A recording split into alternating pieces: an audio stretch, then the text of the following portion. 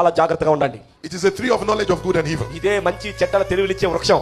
You can use it for good things, దీనికి మంచికి వాడుకోవచ్చు, and the devil can make you use it for bad things. అదే సమయంలో దయ్యం నిన్ను చెడుగా కూడా వాడుకునేటట్లు చేస్తాడు. Because your phone is private to you. ఎందుకంటే నీ ఫోన్ అది నీ వ్యక్తిగతమైనది. And many a times, అనేక సార్లు when you have too many passwords, నీ ఫోన్ లో నీకంటూ ఎక్కువ పాస్వర్డ్లు ఉన్నాయంటే it's because you are keeping things నువ్వు కొన్ని విషయాలు రహస్యంగా చేస్తున్నావు. that you don't want other people to see. ఇతరులు ఎవ్వరూ వాటిని చూడకూడదు అని.